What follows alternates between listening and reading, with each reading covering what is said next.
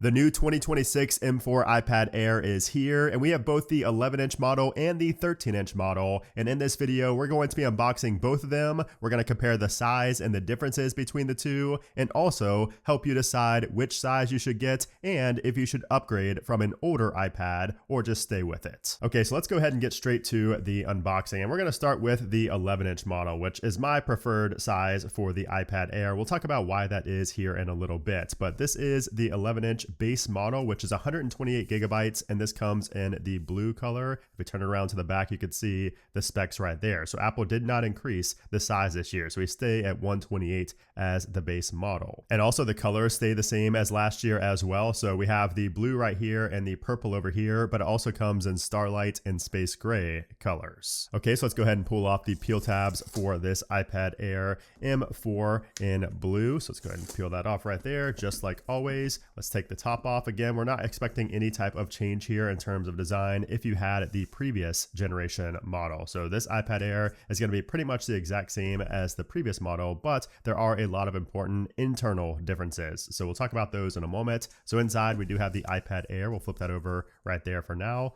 Also inside we have a pamphlet, which this pamphlet is a little bit larger than what you'd see in like the MacBook Neo, for example. This just shows our getting started guide right here. And then also inside we have a braided USB-C to USB-C cable along with a power adapter here, which this is a 20-watt power adapter. So just like what you get with the new MacBook Neo, which I also unboxed here on the channel. Okay, so let's go ahead and peel this off.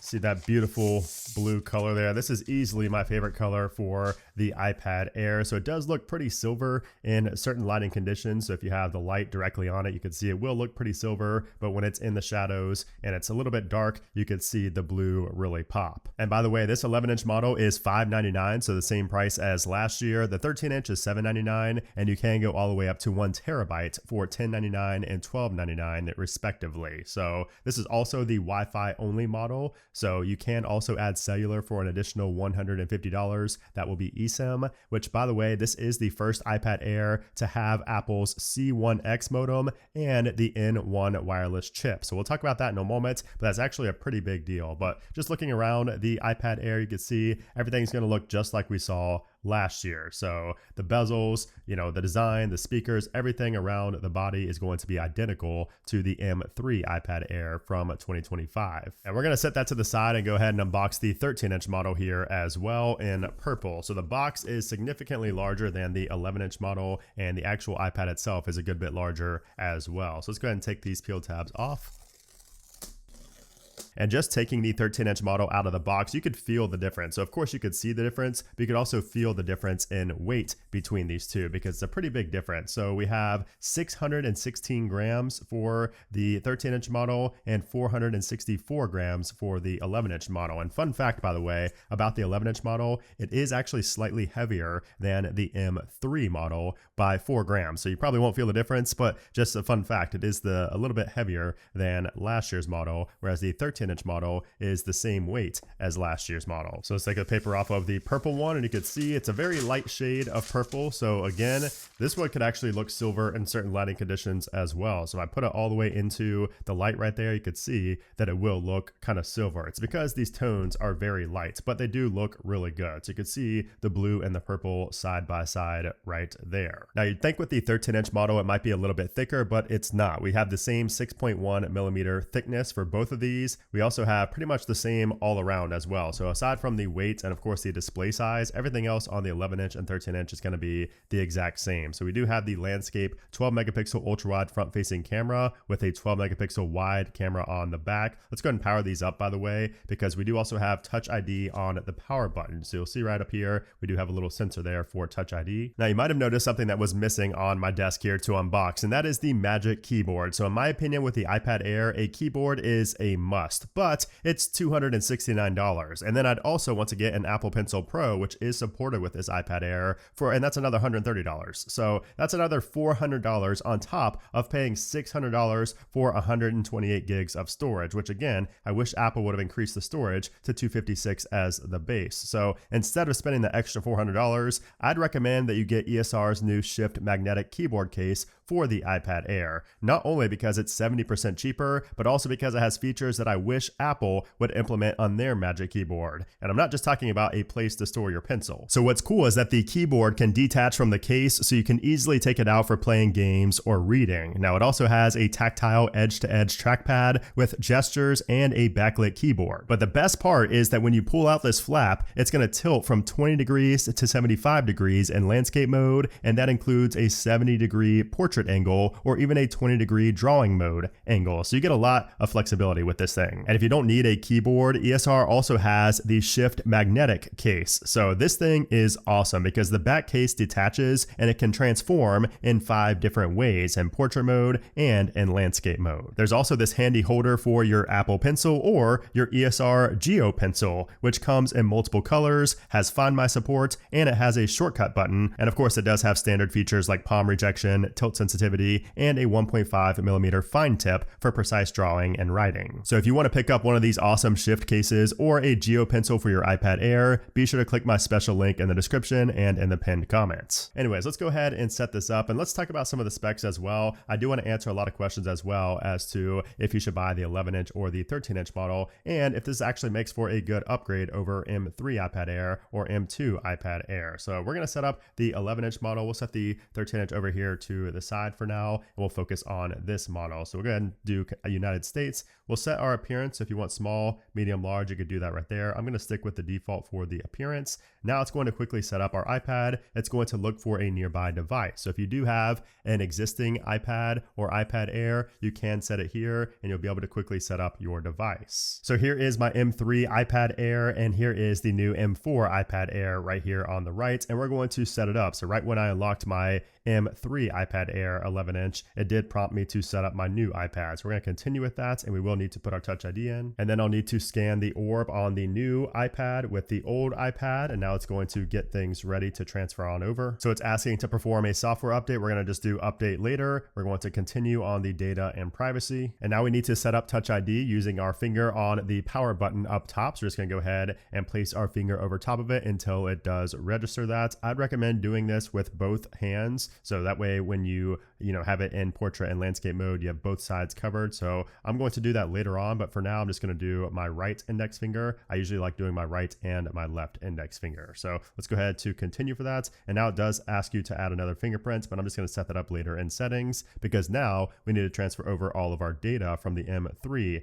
Air. And it does say it's going to take 35 to 45 minutes. So that does take a while depending on how much data you have, but let's go ahead and do that so we can get everything on here, including all of our benchmarking tools and everything like that. So it'll make the comparison a bit easier. And we're going to continue to make this our new iPad. So you will have some options if you want to configure those and change them. I just like keeping it at the default. So we'll go to continue. We'll turn on location services for maps and things like that. And we're going to add our cards later. So we're not going to do our cards right now unless it does register it. So it already knows my security code for this one. So I may as well add that. And now we have the option for Apple Intelligence. So if you're not a fan of all the AI features, you can go ahead and skip this. I'm going to continue because some of them are pretty useful, including the notifications to summarize. So I'm going to summarize all my notifications. So these are just different categories you can choose from, but I'm going to choose to summarize all and also turn on priority notifications, which are also useful to put the most important notifications at the top of your notification center when they come through. And now we have Siri. So we can set up Siri now, and that will ask you to speak to Siri. So we're just going to do that later. We're just going to do type to Siri for now. We're going to skip all of these Siri voice prompts. We're not going to share our audio recordings. And now we finally have the data transfer section. And this is where it might take a little bit of time for you to transfer over all your data from your old iPad. Okay, so now that we're all set up on the 13-inch and the 11-inch MacBook Air, I want to talk about the differences between the two.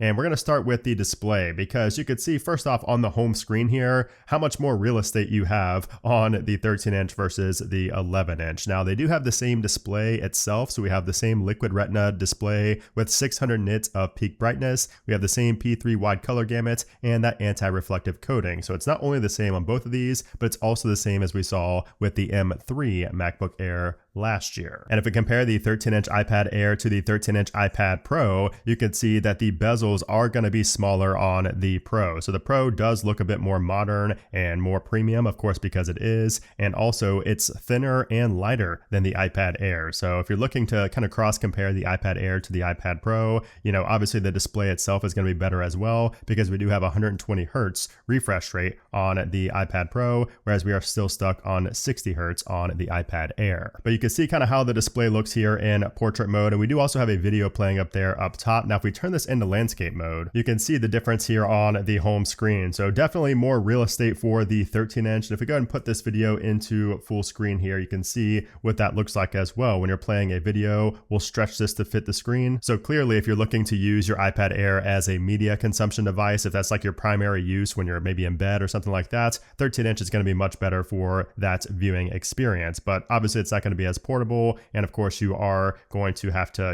hold up a heavier device. So we'll talk more about that, comparing these two in terms of which one you should buy near the end of this video, but you can see that is what it looks like. Okay, so we'll get back to comparing the 13-inch and the 11-inch in a moment, but I want to first compare the M3 to the M4 iPad Air, because there's a big difference this year, and that's the fact that we have the M4 chip as opposed to the M3 chip. And what does that offer? So we're going to have 30% better performance than the M3 Air and up to 2.3 times faster than the M1 iPad Air. So if you have an M1 Air and you're looking to upgrade, this seems like a great year to do that. Now we do have an 8-core CPU on the M4 with 3 performance cores and 5 efficiency cores, whereas the M3 iPad Air from last year had 4 performance and 4 efficiencies. So more efficiency on the M4 chip means that we should get better battery life with even better performance. We do also have an enhanced 9-core GPU on the M4 MacBook Air, so we're going to get 4 times faster GPU performance compared to the M1 Air. So again, if you're looking to upgrade, especially for gaming, huge difference there. Now we're going to go into Geekbench because you're going to see very quickly a big difference between the M3 Air and the M4 Air, and that is right here. If you take a look at the memory, look at that. So we now have 12 gigs of RAM on the 2026 iPad Air, whereas the 2025 model had 8 gigabytes. So that's a decent difference. Also, in terms of the memory itself, the memory bandwidth, we have a 20% increase here on the M4. So we have 120 gigs a second, and that's going to be a decent difference between these two year over year. Now also year over year, an even bigger difference, and this is going to come in terms of mostly AI. So if we have like the Geekbench AI right here, you're going to see a massive improvement in M4 compared to M3, a 111% increase in the operations per second. So that 16-core neural engine is going to have 38 trillion operations per second. So technically, it should be a good bit better in terms of AI, functionality and features over M3. And we haven't even gotten to the C1X and the N1 chip yet. We'll talk about that in a moment, but let's go ahead and run some of these benchmark tests because I'm actually really curious to see how much better the M4 is over the M3. Okay, so we have a decent size difference here. So 3714 single core versus 3060 on last year's model, 13230 on multi-core versus 12039 on last year's model. Now I did also go ahead and run this same test on the 13-inch model, and you can see that the scores are pretty much identical to that of the 11-inch model. So just know that if you get the 13-inch model, you're not going to see any type of performance improvements. The only thing you'll see is potentially better battery life, and obviously you're just mainly paying for the size of the 13-inch model. And since we have an improvement in the neural engine, I also ran a Geekbench AI test. So you can see the quantized score right there. So 6434 versus 5767. That's just year over year. So that is, M4 versus M3. So if you have older than an M3, it's going to be even larger of a difference. And since we also have that improved 9-core GPU, I want to see if we score better on a 3D Mark graphics test here. So if you're into gaming, this could tell you if it's a decent difference year over year. Okay, so we just finished up the score here, and this is actually interesting. So take a look. First off, the average frame rate was 20.7 on the M4 versus 16.1 on the M3. But most importantly, take a look at the performance monitoring for battery percentage. So we went from 70 to 70 on the M4, so we stayed at 70%, whereas we lost 5% on the M3 iPad Air. So we went from 55 to 50. And take a look at the FPS. We went all the way down to 9 FPS. That was the lowest we got to, whereas 12 was the lowest we got to on the M4, and we got all the way up to 35 versus 30 on the M3. So that is a pretty decent jump for being year over year, especially with battery. So if you are somebody who does a lot of gaming, you might see actually a really big difference difference in gaming, specifically with maintaining battery life. So the efficiency of the GPU definitely seems to be improved here on M4, and I would expect a pretty massive difference, honestly, from everything before M3. So like M1 and M2 should see a pretty significant difference, especially when gaming or video editing. And then the final test we're running here is going to be a speedometer 3.1 web browsing test to see which one does better for just basic web browsing. You can see pretty similar scores, so 39.9 on the M4, 36.9 on last year's M3. So not a huge difference with web browsing. But here's where you might actually see a difference in these two, and that is going to be with both Wi-Fi speeds and cellular speeds. So this is the first iPad with Apple's in-house C1X modem and Apple's N1 wireless chip. So the C1X modem, if you have a cellular device, is going to be 50% faster cellular performance with 30% less battery use. So that is a big deal if you have a cellular iPad. But the N1 is an even bigger deal because the N1 chip inside the new iPad Air is going to get you Wi-Fi 7 and Bluetooth 6, whereas on the last generation model we had Wi-Fi 6E and Bluetooth 5.3. So that's going to give you up to 40% faster download and upload speeds and up to 60% better speeds in weak signal conditions. And that's according to speed tests. And you can see right off the bat here, we did get better speeds. You know, obviously this is very conditional, but you can see significantly better speeds here on M4. We're going to run that back one more time just to do it again. Now, Apple does also say that the N1 chip brings better performance when connected to a 5 gigahertz Wi-Fi network, which most people probably do have a 5 gigahertz Wi-Fi network at this point. And also that N1 chip improves the overall performance and reliability of features like personal hotspot and AirDrop. Now I'm going to bring back the 13-inch model here because I want to compare the 13-inch and the 11-inch model more in depth, because you might be trying to figure out, should I buy an 11-inch iPad Air or a 13-inch iPad Air? And I would tell you that first off, you would think that with the bigger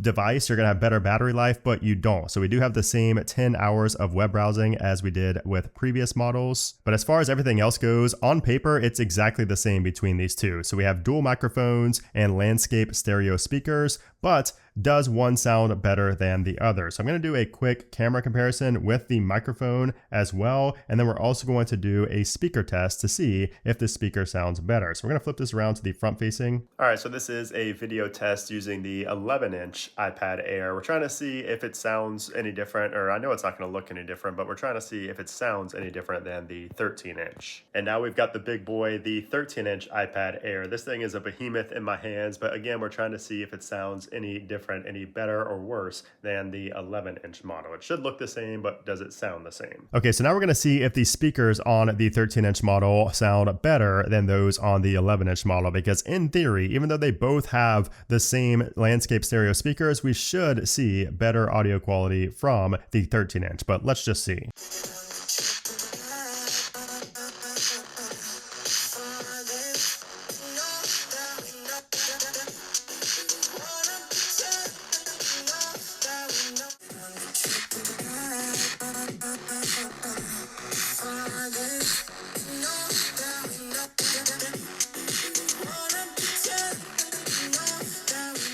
I also wanted to compare using the Apple Pencil on the iPad Air, because I think the Apple Pencil, or some type of pencil, whether it's from ESR or Apple, I think a pencil is a must on pretty much every iPad at this point, especially if you're somebody who does a lot of drawing, taking notes, things like that. So we're just going to use this on both of these because you can see just right away how much more real estate you have on the 13-inch. And I think one of the biggest areas that makes a difference aside from media is going to be when using the Apple Pencil for notes or for drawing. So you can see how much text I can fit on the screen that direction. So obviously I used a different pen here, but you can see that I still had to use 3 lines, whether I'm on the 13-inch or on the 11-inch. Now we might see a bigger difference when we go into landscape mode. So obviously if you're trying to take a lot of notes, like if you're in school and you just like taking notes or just writing or journaling, you will have a lot more space on that 13-inch iPad Air as expected. Now I do also want to show you in a game. So we can see with like Subway Surfers, for example, just how much more real estate you have inside of the game. So this is going to be really really noticeable if you're playing like any type of shooter, like any type of FPS shooter like PUBG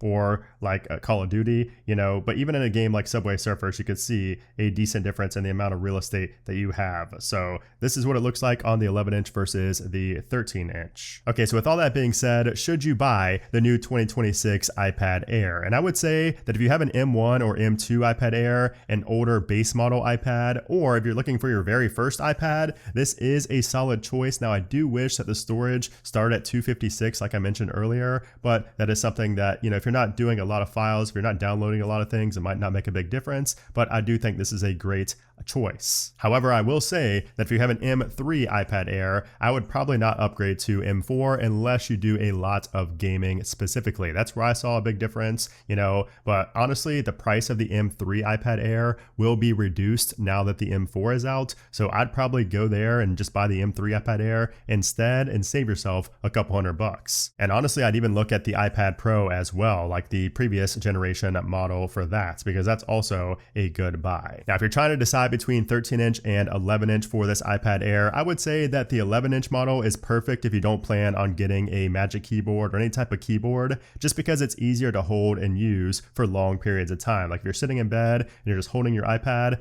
the 11-inch is going to be so much more comfortable and easier to use than the 13-inch. And plus, you still have plenty of screen real estate for watching videos, watching movies, browsing the web, gaming, all of that. The 11-inch is still perfectly fine for the amount of, you know, screen real estate you get. And also, you're not really compromising anywhere because the CPU, the GPU, the battery life, all of that's exactly the same on the 11-inch as it is on the 13-inch. So really, the only reason to go 13-inch is, number one, I would say, if you plan on getting a Magic Keyboard, you know, since the 13-inch is just, it's honestly just tough to use and hold by itself. So I think if you're getting the 13-inch, you have to get some type of keyboard, whether that's from ESR, from Apple, whoever it is. I would recommend doing that. Also, if you use your iPad Air a lot for creative applications, like if you do a lot of drawing with a pencil, I would say, you know, that the 13-inch is going to be the best move because you will have more real estate. Like I showed you in the freeform application, like you are going to have a lot more room in here, in the notes, everywhere. You're going to be able to see a lot more on this screen, which is actually really handy. And also, if you're somebody who does a lot of multitasking, you are going to see a decent size difference there as well. You'll probably be more efficient with the 13-inch as you have more real estate. So everything's not as cluttered up like you see on the 11-inch screen, but that's really only if you have like more than 4 windows open at a time, like 4 to 5 windows open at a time. That's when you might see a benefit for having the 13-inch. But anyways, guys, there you have it. That is the 2026 iPad Air in both 11-inch and 13-inch sizes. And also we compared the M4 to the M3. So hope this video was helpful. If it was, let me know in a comment down below. Also, let me know if you decided to pick up a new M4 iPad Air and what you upgraded from. I'm very curious. And I will have a full review on the iPad Air in the coming months, so make sure you stay tuned for that. But anyways, guys, thanks for watching, and I'll see you soon.